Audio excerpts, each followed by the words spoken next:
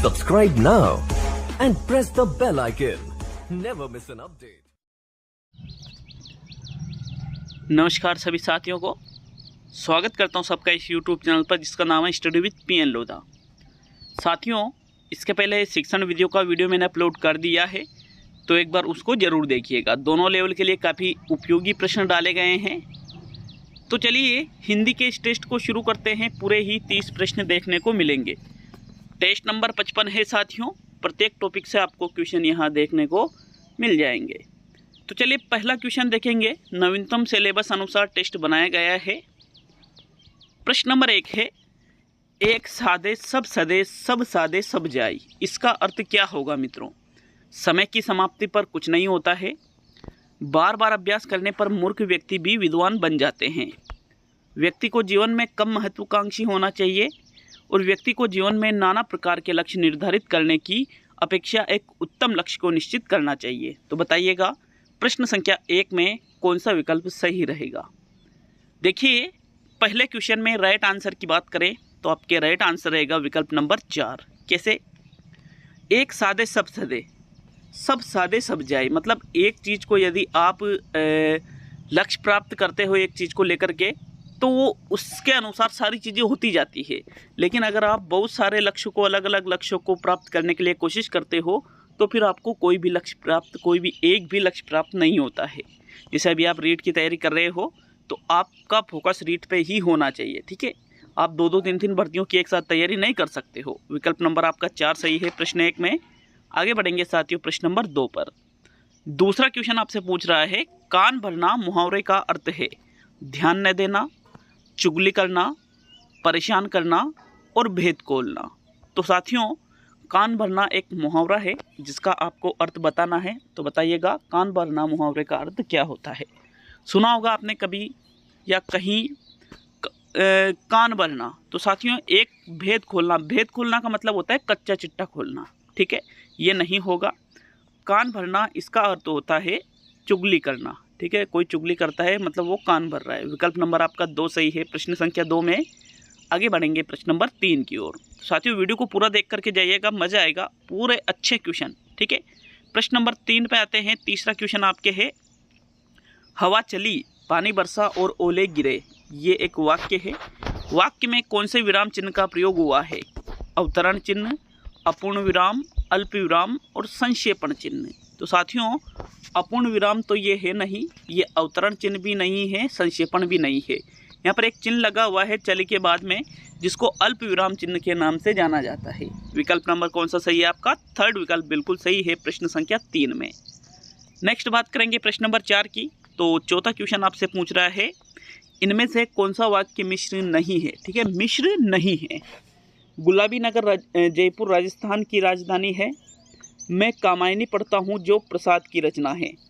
गांधी जी ने कहा कि सदा सत्य बोलो और जो परिश्रम करता है वो सफल होता है। तो बताइएगा इनमें से कौन सा वो वाक्य है या कौन सा वो विकल्प है जो कि मिश्र वाक्य का उदाहरण नहीं है साथियों? चौथे क्वेश्चन का सही आंसर बताइएगा। तो ठीक है, या जो परिश्रम करता है वो सफल होता है। एक वाक्य दूसरे पर निर्भर है, मिश्र वाक्य का उदाहरण है बिल्कुल।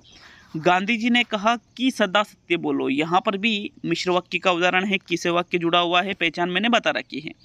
मैं कामायनी पढ़ता हूँ जो प्रसाद की रचना है, ये भी एक मिश्र वाक्य का ही उदाहरण है। लेकिन यहाँ प्रथम जो वाक्य दे रखा है, गुलाबी नगर जयपुर राजस्थान की राजधानी है, साथियों ये मिश्र वाक्य नहीं है बल्कि ये एक सरल वाक्य का उदाहरण है। कैसा वाक्य है? ये एक सरल वाक्य है ये। तो विकल्प नंबर कौन सा सही है आपका? प्रथम विकल्प बिल्कुल सही है प्रश्न संख्या 4 में। आगे बढ़ेंगे प्रश्न नंबर 5 पर। तो चलिए आते हैं 5वें क्वेश्चन की ओर। प्रश्न संख्या आपसे 5 पूछ रहा है, इनमें से किस विकल्प में कारक संबंधी अशुद्धि हुई है? प्रश्न को अच्छे से देखना, समझना और फिर आंसर देना है इस प्रश्न का, क्योंकि धीरे धीरे आपको बेस्ट क्वेश्चन मिलने वाले हैं। गुरुजी के ऊपर श्रद्धा रखो, वे पुराने कपड़े के व्यापारी है, वृक्षों पर कौवा बोल रहा है और मीरा एक प्रसिद्ध कवियत्री है। तो साथियों बताइए कारक संबंधी अशुद्धि इनमें से किस विकल्प में हुई है? देखिए एक बार आप राइट आंसर इसका बता दीजिए, फिर चर्चा करेंगे इस क्वेश्चन पर। तो इसका जो सही आंसर है वो रहेगा प्रथम विकल्प। गुरुजी के ऊपर श्रद्धा रखो, इसमें कारक संबंधी अशुद्धि हुई है। तो साथियों देखो, जो मीरा एक प्रसिद्ध कवित्री है, चौथा विकल्प है, इसमें आपको कारक संबंधी अशुद्धि नजर नहीं आएगी। वृक्षों पर कौवा बोल रहा है, वृक्षों पर, भाई कौवा एक है, कौवे बोल रहे हैं, ऐसा होना चाहिए। तो यहाँ पर तो ये वृक्षों पर, वृक्ष होना चाहिए, ये वचन संबंधी अशुद्धि है साथियों, ठीक है। कैसी अशुद्धि है ये? वचन संबंधी अशुद्धि है। वे पुराने कपड़े के व्यापारी है, पुराने कपड़े के व्यापारी थोड़ी होते हैं, कपड़े के पुराने व्यापारी है, तो यहाँ पर ये पदक्रम संबंधी अशुद्धि हो गई। और गुरुजी के ऊपर श्रद्धा रखो, तो गुरुजी के ऊपर थोड़ी रखनी है, गुरुजी पर श्रद्धा रखनी है। और पर क्या है? एक कारक चिन्ह है, अधिकरण में पे पर, अधिकरण कारक चिन्ह संबंधी इसमें अशुद्धि हुई है साथियों। मतलब कौन सा विकल्प सही है आपका? प्रथम विकल्प प्रश्न संख्या 5 में बिल्कुल सही है। क्लियर है ये क्वेश्चन भी सभी के? आगे बढ़ेंगे प्रश्न नंबर 6 पर। तो चलिए छठा क्वेश्चन देखेंगे। ये उन दोनों में जाने कौन खेलेगा, यह वाक्य है। प्रश्नवाचक वाक्य है, संदेहवाचक वाक्य है, इच्छार्थक वाक्य है और आज्ञावाचक वाक्य है। तो देखिएगा, उन दोनों में जाने कौन खेलेगा, यहाँ पर हमें संदेह हो रहा है, ठीक है। जैसे मान लीजिए कोई भी दो है, लड़कियां या लड़के कोई भी दो हो सकते हैं, यहाँ पर पता ही नहीं चल रहा है। तो उन दोनों में जाने कौन खेलेगा, जैसे एक का नाम ए है, एक का नाम बी है, तो कोई भी खेल सकता है, मतलब हमें संदेह है, क्लियर नहीं है कि भाई ये खेलेगा या ये खेलेगा। इसलिए साथियों ये एक संदेहवाचक वाक्य का उदाहरण हुआ, ये प्रश्नवाचक वाक्य नहीं है। सेकंड विकल्प आपके छठे क्वेश्चन में सही है। आगे बात करते हैं प्रश्न नंबर 7 की। तो चलिए 7वें क्वेश्चन की ओर बढ़ेंगे। आपके प्रश्न संख्या 7 आपसे पूछा जा रहा है, क्या पूछ रहे हैं? प्रश्न नंबर 7, रेप की दृष्टि से अशुद्ध रूप है, अंतर्गत, दवाइयाँ, अनाथनी और कवियत्री। तो बताइएगा इनमें से रेप की दृष्टि से अशुद्ध रूप कौन सा है? मित्रों रेप, एक बार आप आंसर बता दीजिए। इसका जो सही आंसर है वो रहेगा अंतर्गत। कैसे? क्योंकि रेप मतलब आधा रे का मतलब आधा रे से लिया जाएगा, आधा रे की जो हम मात्रा लगाते हैं उससे संबंधित जो अशुद्धियाँ होती है वो कहलाती है रेप संबंधी अशुद्धि। दवाइयाँ, यहाँ पर इसमें आधा रे संबंधी अशुद्धि नहीं है, रेप संबंधी। कवियत्री, इसमें भी रे नहीं आ रहा है। अनाथनी, इसमें भी रे नहीं आ रहा है। लेकिन जो अंतर्गत शब्द है, अंतर्गत में ये जो ऊपर रे लगा हुआ है ये तय के ऊपर नहीं लगता है, अंतर्गत ये गे के ऊपर लगता है। अतः हम जब अंतर्गत को लिखते हैं तो इस प्रकार से अंतर्गत को लिखा जाता है साथियों। मतलब ये जो अंतर्गत है ये रेप संबंधी अशुद्धि का उदाहरण है। विकल्प नंबर कौन सा सही हुआ फिर आपके 7वां क्वेश्चन में? प्रथम विकल्प बिल्कुल सही है। नेक्स्ट बढ़ते हैं प्रश्न नंबर 8 पर। तो मित्रों 8वां क्वेश्चन आपसे पूछा जा रहा है। 8वां क्वेश्चन में पर्वत के नीचे की भूमि है तो वाक्यांश के लिए एकल शब्द होगा। एक होती है पर्वत के ऊपर की भूमि और एक होती है पर्वत के नीचे की भूमि। तो पर्वत के नीचे की भूमि को आदित्य का कहते हैं, अधिपत्य का कहते हैं, उपत्यका कहते हैं या पर्वत का समतल भाग कहा जाता है। मित्रों राइट आंसर बताइएगा 8वें क्वेश्चन का। तो आपका जो सही आंसर है वो रहेगा आपके थर्ड विकल्प। तीसरा विकल्प बिल्कुल सही है। पर्वत के नीचे की जो भूमि होती है उसको उपत्यका के नाम से जाना जाता है। किस नाम से जाना जाता है? उपत्यका के नाम से। विकल्प नंबर आपका थर्ड सही है प्रश्न संख्या 8 में। नेक्स्ट प्रश्न नंबर 9 पे आते हैं। वीडियो को लाइक शेयर करना नहीं भूले अगर आपको वीडियो अच्छा लगता है तो। विलोम की दृष्टि से अशुद्ध युग्म का चयन कीजिए। सात्विक का तामसिक, अनुज का अग्रज, दुर्जन का खल और खरा का खोटा। तो साथियों यहाँ पर विलोम की दृष्टि से आपको अशुद्ध युग्म का चयन करना है। कौन सा ऐसा विकल्प है जिसमें अशुद्ध युग्म है? बताइएगा प्रश्न संख्या 9 में सही आंसर कौन सा रहेगा। देखिए 9वें क्वेश्चन में आपका जो सही आंसर है वो रहेगा विकल्प नंबर 3। दुर्जन और खल एक ही चीज होती है, अलग अलग नहीं होता है दुर्जन और खल। दुर्जन का सज्जन होता है, खल नहीं होता है साथियों, ठीक है। बाकी सात्विक का तो तामसिक ही होता है, अनुज का अग्रज होता है, खरा का खोटा होता है। ये तीनों तो शुद्ध विकल्प है, लेकिन यहाँ थर्ड विकल्प क्या है? अशुद्ध है। इसलिए आपका थर्ड विकल्प आपका सही रहेगा क्योंकि यहाँ अशुद्ध युग्म का चयन आपको करना था। नेक्स्ट प्रश्न नंबर 10 पे आते हैं। तो आपके प्रश्न संख्या 10 है साथियों। 10वें क्वेश्चन को देखेंगे। इनमें से कृदंत प्रत्यय का प्रयोग हुआ है चढ़ाई, सफाई, ऊंचाई और मिठाई। तो ये जो 4 विकल्प दे रखे हैं इसमें आपको बताना है कि कृदंत प्रत्यय का प्रयोग किन में हुआ है। कृदंत और तद्धित प्रत्यय में आपको पता होना चाहिए कि कृदंत प्रत्यय क्या होता है और तद्धित प्रत्यय क्या होता है। साथियों एक बार इसका राइट आंसर देख लीजिए आप, फिर इसके बारे में हम चर्चा करेंगे। तो इसका राइट आंसर है प्रथम विकल्प चढ़ाई। कैसे? देखो, जो तद्धित प्रत्यय होते हैं ये संज्ञा, सर्वनाम और विशेषण के बाद में लगते हैं, जबकि जो कृदंत प्रत्यय होते हैं या तो वो धातुओं के अंत में लगते हैं या क्रिया के अंत में लगते हैं। उन प्रत्यय को कृदंत प्रत्यय कहा जाता है। तो ये जो चढ़ाई शब्द है इसमें मूल शब्द है चढ़ना। चढ़ना क्या है? एक क्रिया है। तो जो प्रत्यय क्रिया के अंत में लग रहे हैं वो ही कृदंत प्रत्यय कहलाते हैं। इसलिए आपका यहाँ पर प्रथम विकल्प सही है, ये कृदंत प्रत्यय के योग से बना हुआ है। प्रथम विकल्प ही सही रहेगा 10वें क्वेश्चन में। नेक्स्ट प्रश्न नंबर 11 पे आते हैं मित्रों। तो आपके 11वां क्वेश्चन आपसे पूछ रहा है। प्रश्न नंबर 11 है, हार में कौन सा प्रत्यय लगाने पर उसका अर्थ त्यागने से लिया जाएगा। यहाँ प्रत्यय नहीं है, सॉरी, यहाँ उपसर्ग है। यहाँ टाइपिंग में थोड़ी सी उपसर्ग की जगह प्रत्यय लिखाई में आ गया। तो हार शब्द में आप कौन सा उपसर्ग लगाओगे कि उसका अर्थ त्यागने से लिया जाएगा? परि उपसर्ग लगाओगे, प्र उपसर्ग लगाओगे, उप उपसर्ग लगाओगे या प्रति उपसर्ग लगाओगे? तो साथियों हार में यदि हम परि उपसर्ग लगाते हैं तो शब्द बनता है परिहार, जिसका अर्थ क्या होता है? त्यागना। यदि हार में आप प्र उपसर्ग लगाते हो तो शब्द बनता है प्रहार। प्रहार का मतलब वार करना। यदि हार में उप उपसर्ग लगाते हो तो शब्द बनता है उपहार। उपहार का मतलब भेंट से लिया जाएगा। और हार में यदि प्रति उपसर्ग लगाते हो तो शब्द बनता है प्रतिहार। तो साथियों यहाँ पर परिहार शब्द का अर्थ ही त्यागने से लिया जाएगा। इसलिए आपका जो प्रथम विकल्प है 11वें क्वेश्चन में वो ही सही आंसर रहेगा। नेक्स्ट बात करेंगे प्रश्न नंबर 12 की। आपके 12वां क्वेश्चन है, किस विकल्प में समास का विग्रह शुद्ध नहीं हुआ है? ध्यानमग्न, ध्यान में मग्न, महर्षि, महान है जो ऋषि, घृतान्न, घृत से पका हुआ अन्न, प्राप्तोदक, उदक को प्राप्त। तो यहाँ पर ये जो 4 विकल्प दिए हुए हैं इनमें से उस विकल्प का चयन कीजिए जिसका समास विग्रह शुद्ध नहीं हुआ है। तो आपके 12वें क्वेश्चन में जो सही आंसर है साथियों वो है 3rd विकल्प घृतान्न। घृत से पका हुआ अन्न नहीं होता है, बल्कि घृतान्न का समास विग्रह होता है घृत में पका हुआ अन्न। घृत में होता है, घृत से नहीं होता है। तो यहाँ जो से शब्द दे रखा है ये गलत है, होना चाहिए इसका समास विग्रह घृत में पका हुआ अन्न। तो ये आपका राइट आंसर है। बाकी प्राप्तोदक, उदक को प्राप्त ही होगा। महर्षि, महान है जो ऋषि, बिल्कुल शुद्ध है। ध्यानमग्न, ध्यान में मग्न, ये भी बिल्कुल शुद्ध है। ओनली यहाँ 3rd विकल्प में ही अशुद्धि है, क्योंकि मैंने आपको बता दिया है घृत से पका हुआ अन्न न होकर घृत में पका हुआ अन्न होगा। 3rd विकल्प आपका सही है साथियों 12वें क्वेश्चन में।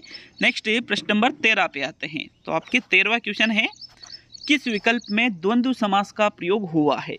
शीतोष्ण, चरम, सीमा, मंद, बुद्धि, अष्ट सिद्धि। तो बताइएगा कौन से विकल्प में यहाँ पर द्वंद्व समास का प्रयोग हुआ है मित्रों। 13वें क्वेश्चन में आपका जो सही आंसर है वो रहेगा प्रथम विकल्प शीतोष्ण। कैसे? आपने पढ़ा होगा द्वंद्व समास में योजक चिन्ह का प्रयोग होता है, तो मैंने इस क्वेश्चन को उल्टा कर दिया पूरा, क्योंकि जिनमें योजक चिन्ह लगा हुआ है उनमें यहाँ द्वंद्व समास है ही नहीं। चरम, सीमा, तो यहाँ पर साथियों सीमा की विशेषता बताई जा रही है। मंद बुद्धि, मंद है जिसकी बुद्धि, तो साथियों यहाँ पर भी विशेषता बताई जा रही है, ये भी क्रमधारय समास का उदाहरण है। अष्ट सिद्धि, यहाँ पर संख्यावाची मतलब इसमें द्विगु समास है, तो यहाँ तो द्विगु है, यहाँ क्रमधारय, यहाँ क्रमधारय। लेकिन शीतोष्ण, शीतोष्ण का समास विग्रह होता है शीत या उष्ण। क्या होता है? शीत या उष्ण होता है साथियों। तो यहाँ पर देखिए शीतोष्ण में द्वंद्व समास का प्रयोग हुआ है। प्रथम विकल्प ही सही है 13वें क्वेश्चन में। नेक्स्ट प्रश्न नंबर 14 पे आते हैं। इनमें से किस विकल्प में दीर्घ संधि नहीं है? दावानल, विधायक, अरावली और मुक्तावली। तो बताइएगा कौन सा विकल्प ऐसा है जो दीर्घ संधि का उदाहरण नहीं है। 14वें क्वेश्चन में देखेंगे तो आपका सेकंड विकल्प सही है। कैसे होगा? दावानल का संधि विच्छेद होता है दाव प्लस अनल। दाव प्लस अनल, दाव मतलब होता है जंगल, ठीक है। जंगल में लगने वाली आग को कहा जाता है दावानल। व प्लस ए प्लस ए का यहाँ पर योग हो रहा है, तो इसमें दीर्घ संधि है। जबकि अरावली शब्द की बात करें तो अरावली का होता है अर प्लस अवली, बराबर शब्द क्या बनेगा साथियों, अरावली। ये भी दीर्घ संधि का उदाहरण है। मुक्तावली की बात करें तो यहाँ पर मुक्ता प्लस अवली, ये भी दीर्घ संधि का ही उदाहरण है। मुक्ता मतलब होता है मोती, तो मोतियों की माला मुक्तावली से लिया जाएगा इसका अर्थ। जबकि यहाँ दूसरा जो विकल्प है विधायक, तो विधायक का होगा साथियों विधायक। आई आ रहा है ना, तो आई तो मतलब विधेय प्लस अक, बराबर शब्द क्या बनेगा, विधायक। इसमें अयादी संधि है। कौन सी संधि, इसमें अयादी संधि है साथियों। सेकंड विकल्प आपके 14वें क्वेश्चन में बिल्कुल सही है। नेक्स्ट प्रश्न नंबर 15 पे आते हैं। 15वां क्वेश्चन है नरेंद्र ने मिठाई खाई है, वाक्य में कौन से काल का प्रयोग हुआ है। सामान्य भूतकाल, आसन्न भूतकाल, पूर्ण भूतकाल, अपूर्ण भूतकाल। तो बताइएगा, नरेंद्र ने मिठाई खाई है, ये जो वाक्य है इसमें कौन सा विकल्प आपका सही आंसर है। देखिए खाई है मतलब खा ली है, तो भूतकाल का तो है, लेकिन चारों ही विकल्प यहाँ भूतकाल के दे दिए। अब नरेंद्र मिठाई खा रहा था, अगर ऐसा वाक्य होता तो वो होता अपूर्ण भूतकाल। अगर वाक्य होता नरेंद्र ने मिठाई खाई थी, नरेंद्र ने मिठाई खा ली थी या खाई थी, तो वो पूर्ण भूतकाल का होता। खाई है, अभी अभी क्रिया पूर्ण हुई है, इसलिए ये आसन्न भूतकाल का उदाहरण है। अगर वाक्य होता नरेंद्र ने मिठाई खाई, तो फिर वो सामान्य भूतकाल में चला जाता। विकल्प नंबर आपका 2 सही है साथियों प्रश्न नंबर 15 में। नेक्स्ट प्रश्न नंबर 16 पे आते हैं। तो चलिए 16वां क्वेश्चन देखेंगे। प्रश्न संख्या 16 है, इनमें से कौन सा शब्द सदैव एक वचन में प्रयुक्त नहीं होता है। जनता, वर्षा, आग और आंसू, ये 4 विकल्प है।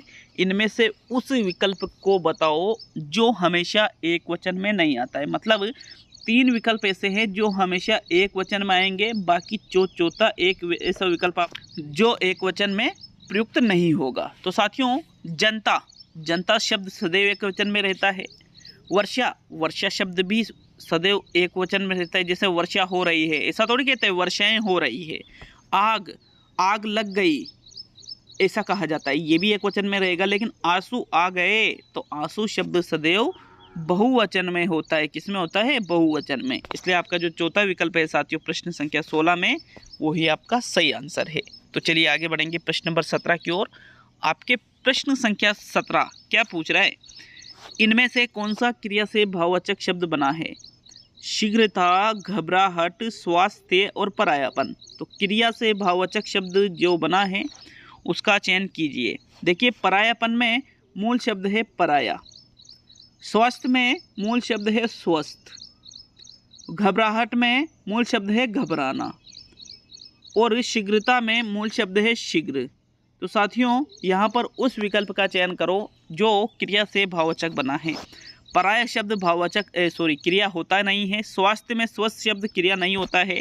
तो शीघ्र या घबराना, इनमें से कौन सा यहाँ पर वो विकल्प है जो भाववाचक से मतलब क्रिया से भाववाचक बना है। बताइए 17वें क्वेश्चन में सही विकल्प।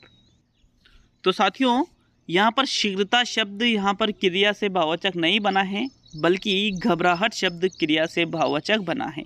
विकल्प नंबर 2 ही सब सही है, क्योंकि घबराना क्रिया के अंतर्गत आ जाता है। विकल्प नंबर 2 सही है, इसमें कोई डाउट नहीं है। नेक्स्ट आते हैं 18वें क्वेश्चन की ओर। तो आपके प्रश्न संख्या 18 है, राजस्थानी शब्द बिलौनी का अर्थ है अनाज को साफ करने का एक उपकरण है, दही को बिलौने के लिए मिट्टी का मटका है, दूध को गर्म करने का एक मटका है, और खुदाई के लिए बनाया गया उपकरण है। तो साथियों जो बिलौनी शब्द है, देखो खुदाई के लिए बनाए गए उपकरण को तो फावड़ा कहा जाता है। यहाँ पर दही को बिलौने के लिए मिट्टी का जो मटका है उसको ही बिलौनी के नाम से जाना जाता है। साथियों विकल्प नंबर कौन सा सही है, सेकंड विकल्प सही है आपके 18वें क्वेश्चन में। नेक्स्ट प्रश्न नंबर 19 पे आते हैं। तो आपके 19वां क्वेश्चन है, पर्यवेक्षित अध्ययन विधि के प्रतिपादक है B.S. ब्लूम, डेजी जॉन मोरविल, किलपेट्रिक और जॉन ड्यूई। तो इनमें से कौन पर्यवेक्षित अध्ययन विधि के प्रतिपादक माने जाते हैं। प्रश्न संख्या 19 में सही विकल्प का चयन करो। मित्रों, पर्यवेक्षित अध्ययन विधि के प्रतिपादक या जनक डेजी जॉन मोरविल को कहा जाता है। किसको कहा जाता है? डेजी जॉन मोरविल को। विकल्प नंबर आपका 2 सही है। प्रश्न संख्या 19 में ये एक छात्र केंद्रित विधि है जिसमें बालक सक्रिय रहकर सीखता है। नेक्स्ट प्रश्न नंबर 20 पे आते हैं। द्वितीय भाषा शिक्षण की विधि इनमें से कौन सी है? प्रश्नोत्तर विधि द्वितीय भाषा शिक्षण की विधि है, व्याख्यान विधि है, अनुवाद विधि है, या इनमें से कोई नहीं? तो साथियों, द्वितीय भाषा शिक्षण की विधि, यहाँ पर किस विधि को द्वितीय भाषा शिक्षण की विधि कहा जाता है? प्रश्नोत्तर विधि को तो नहीं कहा जाता है, ना ही व्याख्यान को कहा जाता है, बल्कि द्वितीय भाषा शिक्षण की जो विधि है साथियों, वो रहेगी आपके अनुवाद विधि। अनुवाद विधि को ही द्वितीय भाषा शिक्षण की विधि के नाम से जाना जाएगा। विकल्प नंबर कौन सा सही है आपका? थर्ड विकल्प इसमें सही है, अनुवाद विधि। नेक्स्ट आता है आपके 20 यहाँ पर 21वां क्वेश्चन। 20वां तो हम कर चुके हैं। व्याकरण शिक्षण की मुख्य विधि इनमें से कौन सी है? आगमन विधि, निगमन विधि, आगमन निगमन विधि, और इनमें से कोई नहीं? तो साथियों, मुख्यतः यहाँ पर नॉर्मली अगर क्वेश्चन आता है व्याकरण शिक्षण की सबसे महत्वपूर्ण विधि के बारे में, तो आपका आगमन विधि सही होता है। लेकिन अगर विकल्प में आगमन निगमन भी दे रखा है तो फिर आप कौन सी विधि सही करोगे? आगमन निगमन विधि। मतलब पहले आगमन विधि का प्रयोग किया जाएगा, उसके बाद में निगमन विधि का प्रयोग किया जाएगा। खुद बालक पहले उदाहरणों के माध्यम से नियम निकालेंगे और फिर उन नियमों के आधार पर वापस उदाहरणों के माध्यम से उनको प्रूव करेंगे। तो यहाँ थर्ड विकल्प आपका 21वें क्वेश्चन में सही है। नेक्स्ट प्रश्न नंबर 22 देखेंगे मित्रों। 22वां क्वेश्चन है आपके, कविता का मुख्य लक्षण है शब्द भंडार में वृद्धि करना, कविता का सरलार्थ बताना, समवेत वाचन करवाना और भाव व रसानुभूति कराना। तो बताइएगा, कविता का मुख्य लक्षण इनमें से कौन सा है? 22वें क्वेश्चन में आपका राइट आंसर है साथियों, भाव व रसानुभूति कराना। 22वें क्वेश्चन में चौथा विकल्प सही है। चूँकि एक कविता पद्य शिक्षण के अंतर्गत आती है, सौंदर्यानुभूति हुई, रसानुभूति हुई ही, भावानुभूति हुई, ये चीज़ें मुख्य रूप से पद्य या कविता शिक्षण के अंतर्गत आते हैं। तो चौथा विकल्प आपके 22वें क्वेश्चन में सही है। नेक्स्ट प्रश्न नंबर 23 पे आते हैं। 23वां क्वेश्चन है, भाषा संसर्ग प्रणाली उपयोगी है रचना में, व्याकरण में, पद्य में और गद्य में? तो भाषा संसर्ग प्रणाली का उपयोग गद्य और पद्य में नहीं किया जाता है, ना ही रचना में किया जाता है, बल्कि बच्चों को व्याकरण पढ़ाने के लिए भाषा संसर्ग प्रणाली का उपयोग हम करते हैं। सेकंड विकल्प आपका 23 क्वेश्चन में बिल्कुल सही है साथियों। प्रश्न नंबर 24 पे आते हैं। 24वां क्वेश्चन आपके है, कौशल का वह प्रकार जो प्राथमिक आधार कौशल है, लिखित गहाई, मौखिक ग्राही, लिखित अभिव्यंजना और मौखिक अभिव्यंजना। तो 24वें क्वेश्चन में बताइएगा इनमें से कौन सा विकल्प सही है। देखिए, 24वें क्वेश्चन में आपका जो सही आंसर निकल के आता है वो रहेगा मौखिक गहाई। प्राथमिक आधार कौशल आपसे पूछा जा रहा है। सबसे पहले प्राथमिक आधार हम मौखिक रूप से गहाई करते हैं, मतलब उसको ग्रहण करते हैं।